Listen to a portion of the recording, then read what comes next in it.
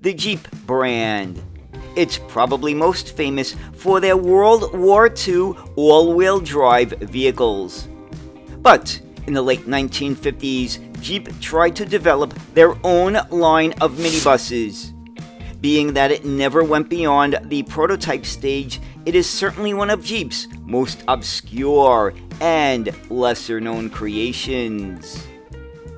This is the story of the Jeep Commuter, one of the most mysterious minibuses that was almost produced.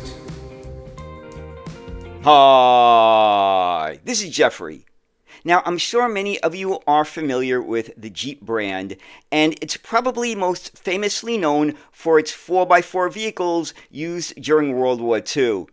However, in the late 1950s, Jeep also tried to design and build a minibus. While it never got beyond the prototype stage, it's probably one of the most interesting and obscure vehicles ever built by Jeep. It's a really fascinating story, so let's get started in learning about the Jeep Commuter minibus. In 1958, a few years before the advent of custom vans and mass-produced minivans in America, the famous industrial designer Clifford Brooks Stevens had an unusual idea for a passenger car approaching minibus proportions. Clifford Brooks Stevens was not just any designer. His work included cars such as the 1962 Studebaker Hawk Gran Turismo and the Volkswagen 412, Harley-Davidson motorcycles, the Skytop lounge cars of the Milwaukee Road, as well as lawnmowers and steam irons. This new minibus would be created by Stevens, supposedly based on the production light vehicle Jeep Forward Control or FC-150 with all-wheel drive, which also was designed by Stevens. Launched in 1956, these vehicles opened up a wide possibility for modernization and modification thanks to the front-mounted cabin and simple, robust chassis. And as a result of this association with Kaiser Jeep Willys Motors, Stevens conceived a compact passenger bus on the forward control platform. And what would this new minibus be called? It was the Commuter! Although the Commuter never became a production vehicle and only 3 were built, it is certainly a fascinating story. The first bus was a 1-to-1 scale model built of clay and fiberglass. Component mock-ups had design features that did not make it into the working prototypes. For example, an alternative new front end with an arrangement of 4 headlights, compared to the production FC that had only 2. For the finished first prototype, a new roof design, custom wheel covers, white striped tires, and two-tone paint gave the vehicle the appearance of a new civilian passenger car, unlike many other production forward controls. And there would be 3 doors per side and a lift-up door at the rear. Stevens chose Reuter Carrosserie of Stuttgart, Germany to build the actual prototypes, who are known as Porsche body suppliers.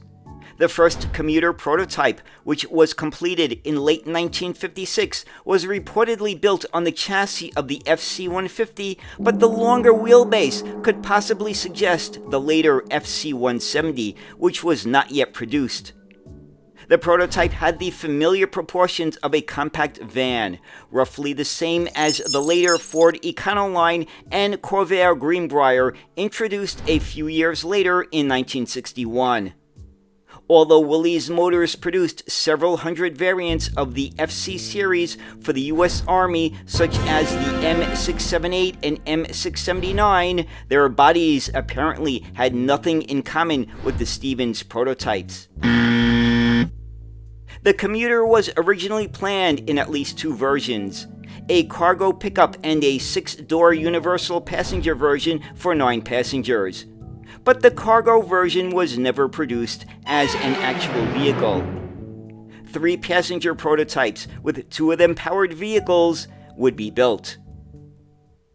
Now, let's take a look at some of the basic specifications of the Jeep Forward Control Commuter Van. Number 1, length is 15 feet 5 inches with a 104-inch wheelbase. Number 2, width is 6 feet 4 inches. Number 3, height is 6 feet 5 inches with a floor-to-ground height of 25.5 inches. Number 4, weight is approximately 8,000 pounds. Number 5, passenger capacity is reportedly 9 persons. Number 6, payload cube area is 175 cubic feet. Number 7, engine is either the Willys F4 134 Hurricane of 75 horsepower or the Super Hurricane of 105 horsepower. And finally, number 8, top speed is about 55 miles per hour. It was the second commuter prototype that was a working, drivable vehicle, but there were differences from the first clay model. According to Trevor McDonald, a design engineer with the Jeep Corporation, the main differences and refinements to the second working prototype included the following. The second commuter differed from the prototype in the design of the windows, the taillights, and the hinged rear door, which was now divided into 2 parts. The door folded upwards to allow easy access to the flat floor of the cargo area, which had a fold-down tailgate. The bumpers had so-called fangs and step brackets. The interior was simple with stylish upholstery in red-gray tones. Also, a closed panel behind the front seats had a chrome grab bar for passengers. The third and final commuter prototype had the same window configuration as the clay prototype and was equipped with an alternative seating configuration that had the second set of seats facing rearward. The rear door was now more like a trunk and the step brackets were gone from the bumpers. The FC-150 truck was considered unique, like many Jeep vehicles of the time, but also impractical. Shortly after the FC-150 was introduced, the brand debuted the FC-170, which had a similar appearance and a much longer rear end. By the time Jeep introduced the passenger van in 1958, sales of the FC truck had plummeted, essentially wiping out all vehicles built on that platform. As a result, Reuters' Jeep FC-150 or 170 commuter van did not enter production. What happened to the 3 prototypes is unknown.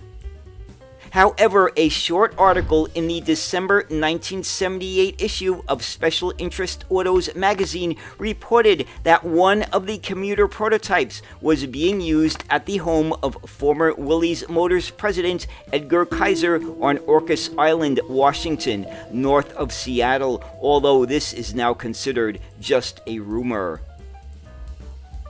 The Forward Control Commuter Van was undoubtedly one of the most obscure and mysterious Jeeps and American minibuses ever built.